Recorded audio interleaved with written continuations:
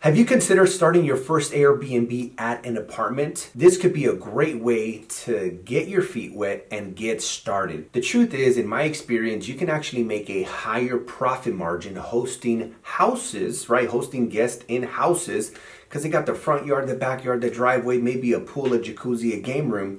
However, these types of properties require a lot more money than an apartment. Now, what if I told you that Airbnb is connecting you with apartment buildings across the US where they've already agreed to allow you to sublease their properties on a 12-month lease?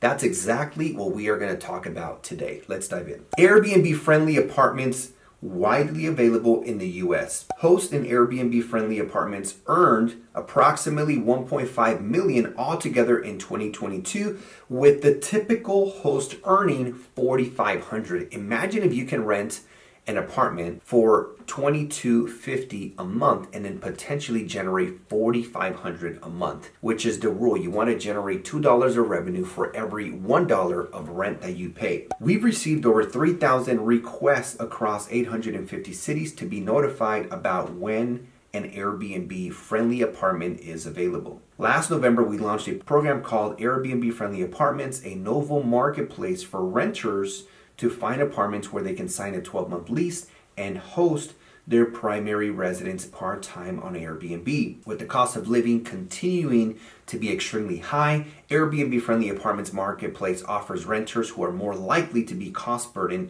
a way to earn additional income to offset living expenses through their traditional year-long rental. If you decide to go this route, I want to give you a few tips in order to stand out, because it's easy to distinguish an experience in a house compared to a hotel. For example, most of my houses host 8 to 12 people. They got pools, jacuzzis, game rooms. These are large spaces, and I am able to charge $300 to $700 per night. But again, you cannot have this same experience at a hotel, because if you have 10 people going on vacation or to a conference or a wedding and they stay at a hotel, they're going to have to book 3, 4, 5 rooms, and they're going to be separated and they're going to pay a lot more money. But if they stay at my house, they can have a great experience in the home without needing to leave a home.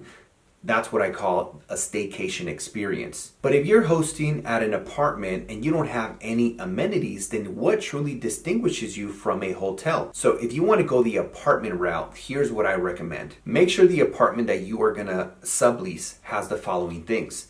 It should definitely have a pool and a jacuzzi area. It should have a game room, and it should have a gym where people can actually work out. But especially apartment buildings that are in luxury locations and provide luxury amenities can stand out compared to just a hotel, because again, most hotels don't provide that luxury experience.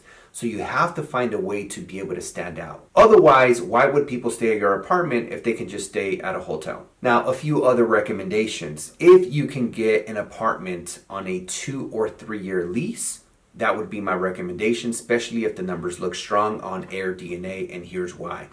Usually, you're going to make your investment back in 4 to 7 months roughly, right? Everything you spend on furniture, appliances, decor, supplies, photography, creating welcome books. So if you only have a 12-month lease and they lease it out to someone else, then guess what? You only made money for maybe 5, 6, 7 months.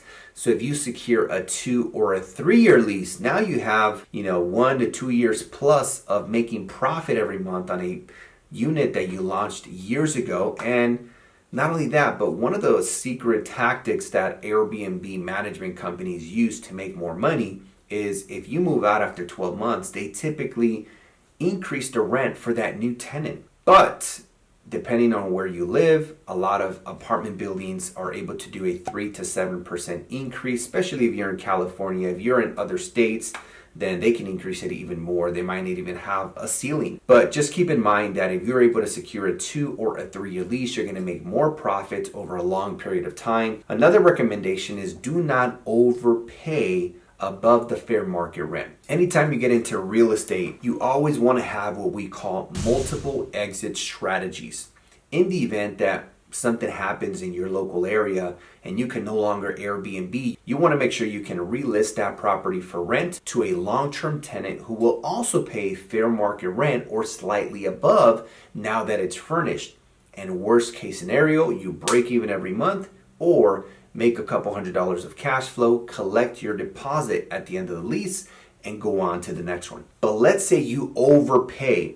Let's say the fair market rent was $2,500 and you paid $3,000 and things didn't work out as a short-term rental. Guess what? Now you're stuck. It's going to be unlikely that you will re-rent the property at higher than fair market rent, right? Unless it was years down the line and rents really increased that much. But again, make sure you always pay fair market rent in order to still be able to use those additional exit strategies in the event that something doesn't go your way. The last tip that I'll share, and before I do that, make sure you guys like the video and turn on the notification bell. Make sure you guys subscribe. This way you guys get notified every time I upload new videos. You know, one of my students a few years ago started by doing rental arbitrage in apartment buildings because that's all they could afford at the time.